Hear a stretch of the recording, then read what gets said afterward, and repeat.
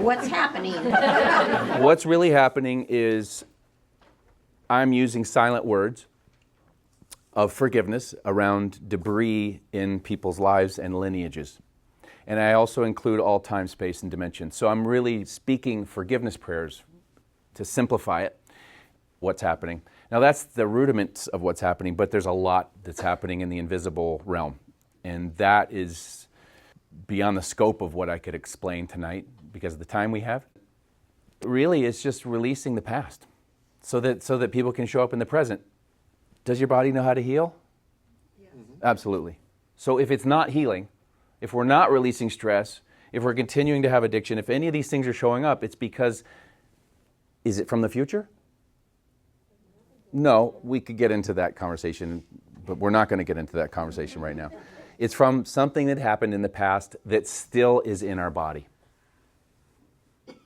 We carry the memories of everything that's happened in our life, our parents, our grandparents, our ancestors, going all the way back through time. Now, do we carry all of it? Absolutely not. But for things that are unresolved, if you think about your own life only, anytime you shut the door on a relationship, anytime you walked out without clearing, anytime you felt completely let down, injustice, those kinds of things, well, I'm going to put them in the basement. Are they still in our house even though they're in the basement? Yeah. So this is about going in the basement, turning the lights on, and handling it. Now, anybody know a hoarder?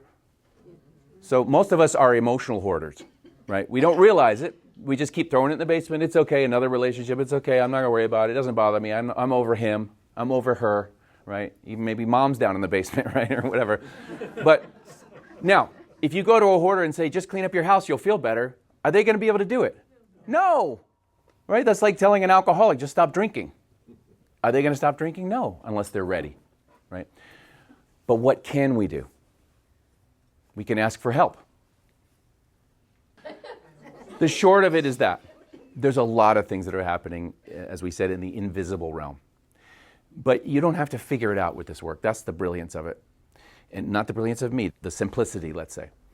Because when you plant those little seeds of peacemaking for your family and your lineage and your ancestors, and it's just like, it's magic, literally. I mean, how magical is that? We didn't, he could have avoided surgery, but what's even more amazing is this can be adding years to your life.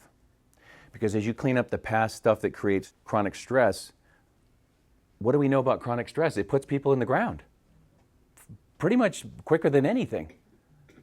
So when you handle the old chronic stress, so we're neutral and we're not carrying it, we're more available in the present, but also our entire trajectory is affected.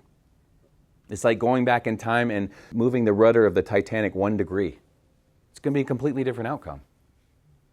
And that's what we're doing with this kind of work.